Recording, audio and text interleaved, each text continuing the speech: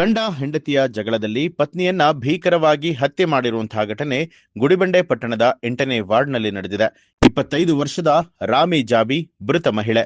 ಈಕೆ ಪಟ್ಟಣದಲ್ಲಿ ಸುಮಾರು 3 ವರ್ಷದಿಂದ ಎರಡನೇ ಗಂಡನಾದ ಬಾಬಾಜಾನ್ರೊಂದಿಗೆ ವಾಸವಾಗಿದ್ಲು.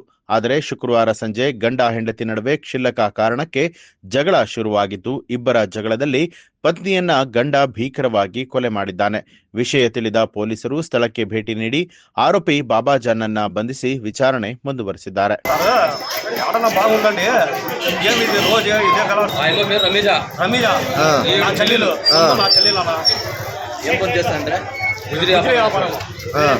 అదే చేస్తా ఉంటే అదే మేము చెప్పి వెళ్ళిపోయిన కాడిగా ఏం చేస్తాను అంటే నేను ఆర్జీ కూడా గేట్ కొన్నా వాళ్ళ బట్టలంతా రక్తం అయిపోయినాయి. అదే జరిగింది అన్న. పాపం సంబంధ చూసిపోయి చేసే అంత అట్లా అయిపోయింది. ಎಲ್ಲರಿಗೂ ನಮಸ್ಕಾರ. ನಮ್ಮ ಚಿಕ್ಕಬಳ್ಳಾಪುರ ಡಿಸ್ಟಿಕ್ ಗುಡಿಬಂಡೆ ಟೌನಲ್ಲಿ ಇವತ್ತು ಈವ್ನಿಂಗ್ ಒಂದು ಮರ್ಡರ್ ಕೇಸ್ ರಿಪೋರ್ಟ್ ಆಗಿದೆ. ಈ ನಮ್ಮ ಮಾಹಿತಿ ಪ್ರಕಾರ ಒಬ್ಬರು lady Rameeza around 35 years age ಇದೆ. ಅವ್ರದ್ದು ಮೊದಲೇ ಮುಳಬಾಗಲ್ ಹತ್ರ ಮದುವೆ ಆಯಿತು.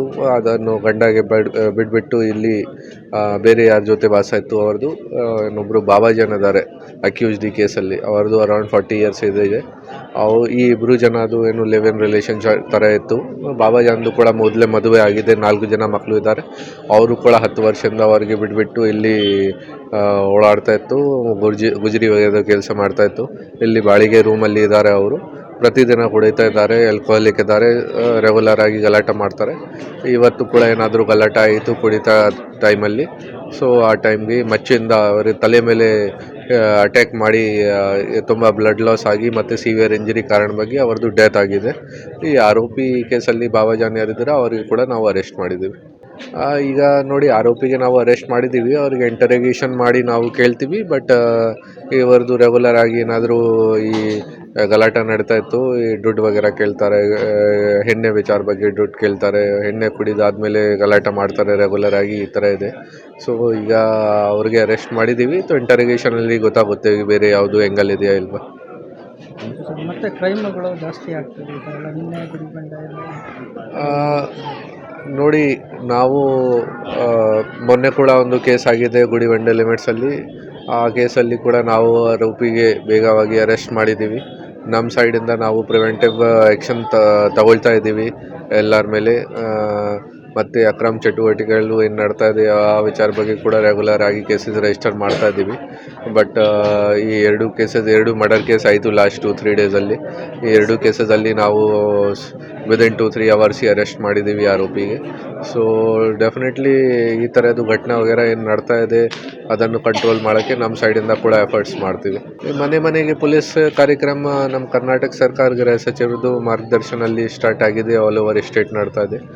ನಾವು ಕೂಡ ನಮ್ಮ ಚಿಕ್ಕಬಳ್ಳಾಪುರ ಡಿಸ್ಟಿಕಲ್ಲಿ ಸ್ಟಾರ್ಟ್ ಮಾಡಿದ್ದೀವಿ. ಮನೆ ಪೊಲೀಸ್ ಉದ್ದೇಶ ಏನಿದೆ, ಸ್ವಲ್ಪ ಪಬ್ಲಿಕ್ದು ಪೊಲೀಸ್ ಮೇಲೆ ವಿಶ್ವಾಸ ಇನ್ಕ್ರೀಸ್ ಆಗಬೇಕು, ಸ್ವಲ್ಪ ಕಾನ್ಫಿಡೆನ್ಸ್ ಇನ್ಕ್ರೀಸ್ ಆಗಬೇಕು.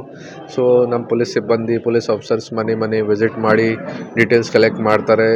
ಫ್ಯಾಮಿಲೀಸ್ದು ಅವ್ರದ್ದು ಕುಂದುಕೊರತೆ ಕೇಳ್ತಾರೆ. ಏನಾದರೂ ಸಮಸ್ಯೆ ಇದೆ ಅವ್ರಿಗೆ ಸಪೋರ್ಟ್ ಮಾಡೋಕ್ಕೆ ಟ್ರೈ ಮಾಡ್ತಾರೆ, ಸಹಕಾರ ಕೊಡ್ತಾರೆ. ಜೊತೆಗೆ ಒಂದು ಪೋಸ್ಟರ್ ವಗೇರಾ ಶೇರ್ ಮಾಡ್ತಾರೆ. ಪೋಸ್ಟರ್ಸಲ್ಲಿ ಎಲ್ಲ ನಂಬರ್ ವಗೇರಾ ಶೇರ್ ಮಾಡಿದ್ದೀವಿ ನಾವು, ಸಹಾಯವಾಣಿ ವಗೇರಾದು ನಂಬರ್ ಮತ್ತು ಪೊಲೀಸ್ ಆಫೀಸರ್ದು ನಂಬರ್. ಸೊ ಯಾವಾಗ ಅವಶ್ಯಕತೆ ಇದೆ ಅದನ್ನು కూడా యూజ్ ಮಾಡಬೇಕು.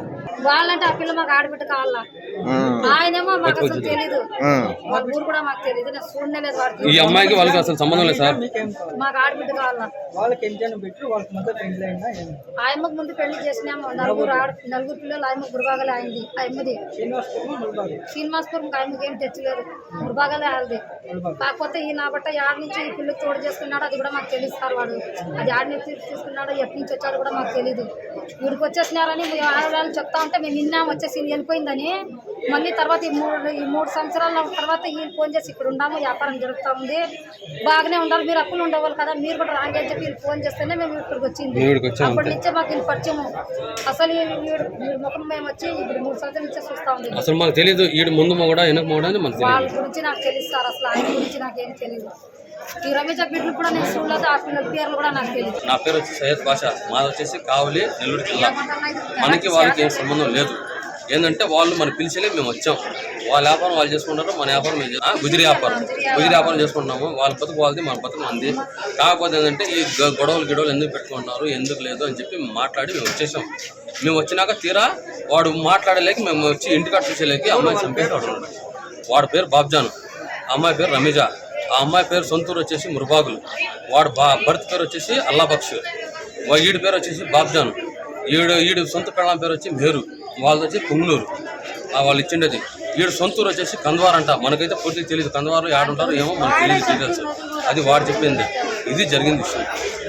ఈ పద్యం ఏం జరిగిందంటే వాళ్ళు ఉదయాన్నే వచ్చారు 10 గంటలకి. ఈ రమీజా బాబ్జాన్ ఇద్దరు వచ్చారు. వచ్చేసి వాళ్ళ పార్టీకి వాళ్ళు ఇంట్లో ఉన్నారు. మేము వచ్చేమన్నామంటే ఏందబ్బాయి మీరు ఇటు గొడవ పడితే మీరు ఎటు చేసుకుంటారు ఏంది, మీ పార్టీ మీరు ఏదో సక్రంగా కాపురం చేసుకుని ఉండొచ్చు కదా అని ఈ మాట మేము అన్నాం.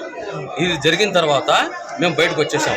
తర్వాత ఒక అరగంట 10 నిమిషాలు ఆగిన తర్వాత మేము పోయేలేకి అమ్మాయిని చంపేసి వాళ్ళు నేను అమ్మాయికి భావనవుతా. ఏమి మనకు తెలియదు సార్, అసలు ఈ పూర్తిగా మనకు తెలియదు. అసలు ఏం జరిగింది ఏం లేదో మనకైతే తెలియదు. ఈ జరిగింది ఏంటంటే మేము వచ్చేలేకి జరిగిపోయింది అంతే. తర్వాత ఏం జరిగిందంటే వాడు తలుపేసుకుని ఉన్నాడు. నేను వచ్చి చూసేలేక చచ్చిపోయేలేక అమ్మాయిని మేము వాడి నెట్ లోపల వాడు గడి పెట్టామంతే. సారులు తీసుకొచ్చాం, పట్టుకొని వచ్చి మేము వేసాం లోపలికి. పట్టి లోపల వేసి సారులు పారిపోయే లోపే మేము వేసింది. వాడు నెట్టాం. దేంట్లో చంపాడో మనకు తెలియదు. మేము చూడలేదు. వాడు ఇంట్లో వాడే చూడాలా. మీరు పోయి చూస్తే తెలిసిద్ది ఎందులో చంపాడో ఏం లేదో మనకైతే పూర్తిగా తెలియదు. ನ್ಯೂಸ್ ಅಲರ್ಟ್ ನಿಮ್ಮಿಂದ ನಿಮಗಾಗಿ.